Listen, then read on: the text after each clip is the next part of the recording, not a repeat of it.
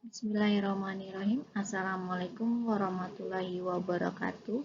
Selamat pagi adik-adik semua. Gimana kabarnya hari ini?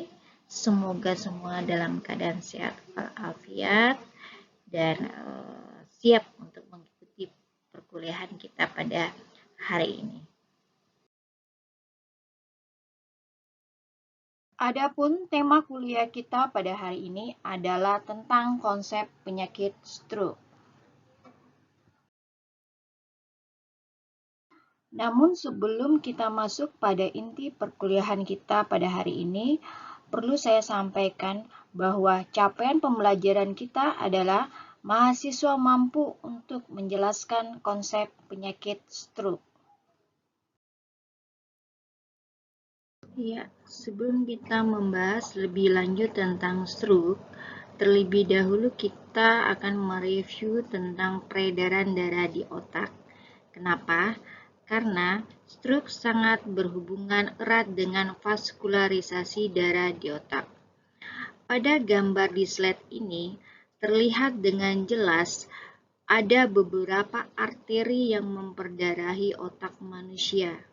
Namun, umumnya kejadian stroke itu terjadi pada arteri yang memperdarahi otak besar atau biasa disebut dengan cerebrum.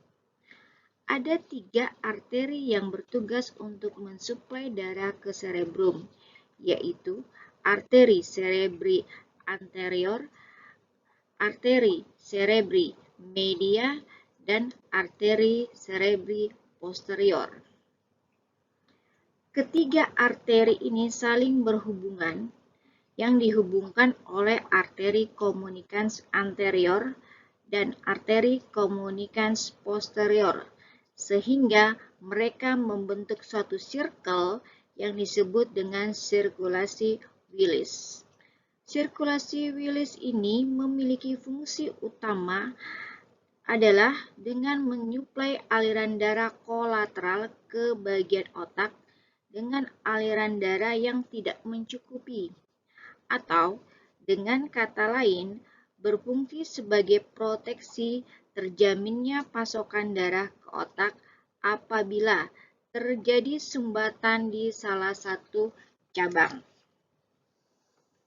Contohnya, bila terjadi sumbatan parsial pada proksimal dari arteri cerebri anterior kanan, maka arteri cerebri kanan ini akan menerima darah dari arteri karotis komunikan lewat arteri cerebri anterior kiri dan arteri komunikans anterior.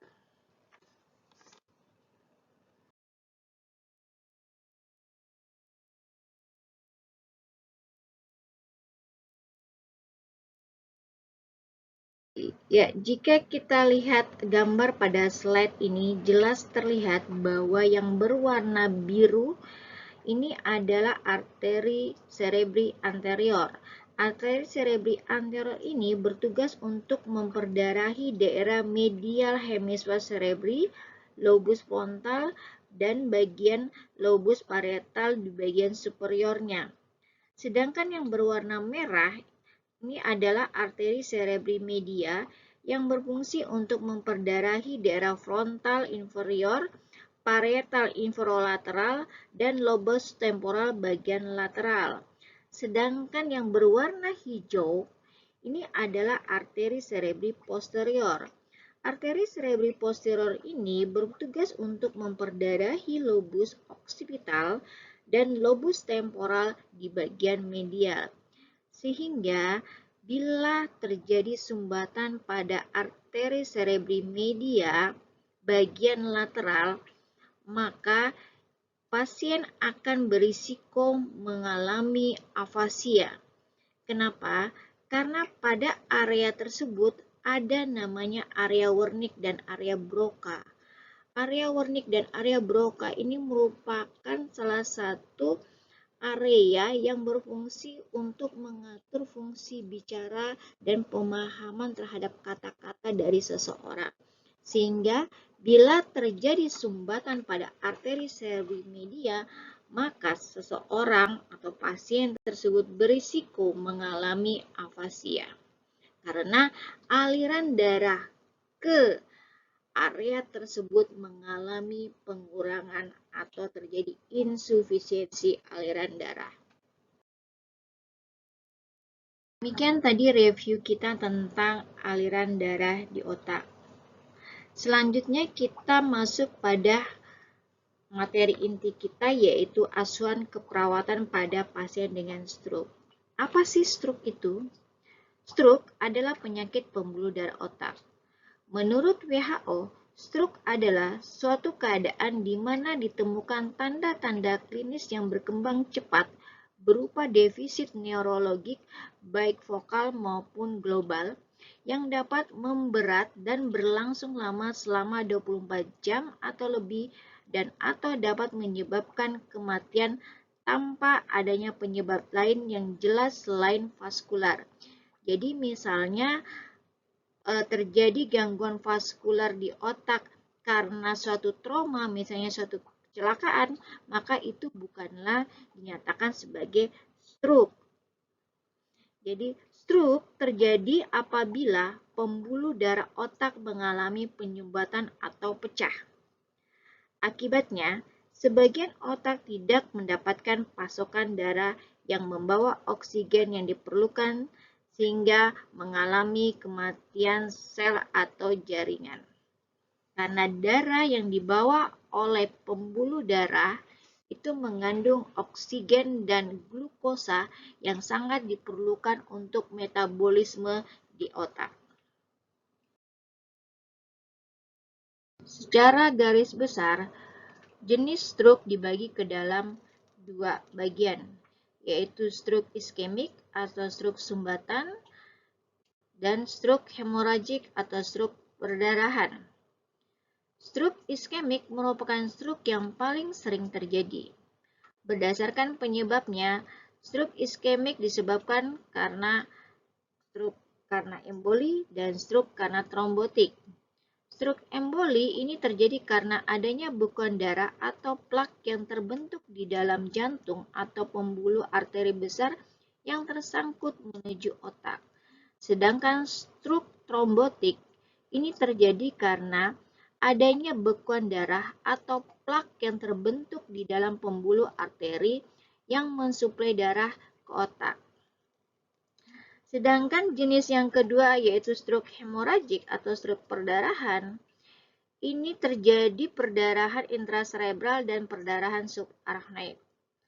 Perdarahan intraserebral ini terjadi ketika pembuluh darah pecah dan darah masuk ke dalam jaringan yang menyebabkan sel-sel otak mati sehingga berdampak pada kerja otak berhenti hingga menimbulkan kematian.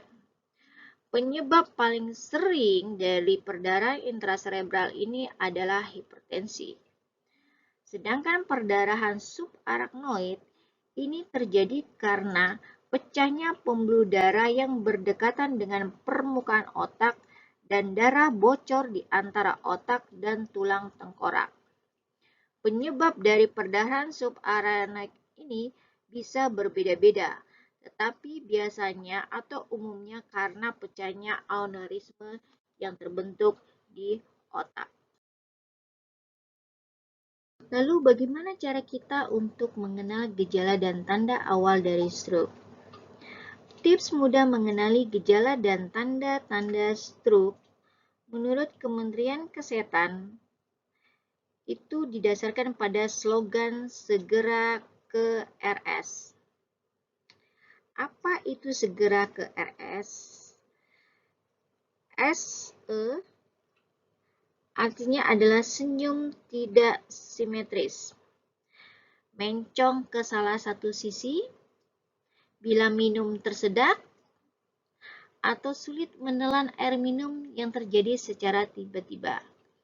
Kemudian G artinya di sini adalah gerak separuh anggota tubuh melemah secara tiba-tiba juga. Kemudian ra di sini adalah bicara pelo yang terjadi tiba-tiba dan tidak dapat dimengerti isi dari pembicaraannya dan bicara tidak menyambung. Kemudian ke di sini artinya kebas atau rasa baal atau rasa kesemutan pada separuh tubuh. Kemudian R artinya adalah rabun atau pandangan satu mata kabur yang juga terjadi secara tiba-tiba.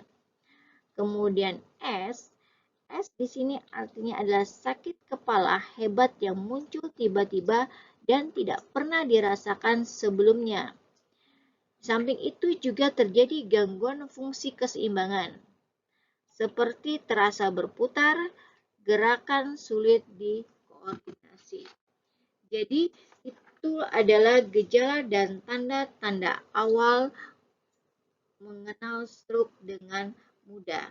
Sehingga jika adik-adik semua mendapatkan seseorang yang memiliki risiko untuk terjadi stroke, kemudian gejala-gejala yang kita sebutkan tadi ini kita temukan, maka segeralah untuk dibawa ke pelayanan kesehatan terdekat, karena penyakit stroke ini adalah penyakit yang berpacu dengan waktu. Semakin cepat ditangani, maka kerusakannya pada otak juga semakin minimal. Ya, tapi semakin lama ditangani, maka kerusakannya juga akan semakin meluas atau dia akan bisa terjadi global. Demikian perkuliahan kita hari ini. Semoga dapat dipahami dan kita bertemu kembali pekan depan dengan tema konsep asuhan keperawatan pada stroke. Sekian, terima kasih. Wassalamualaikum warahmatullahi wabarakatuh dan selamat siang.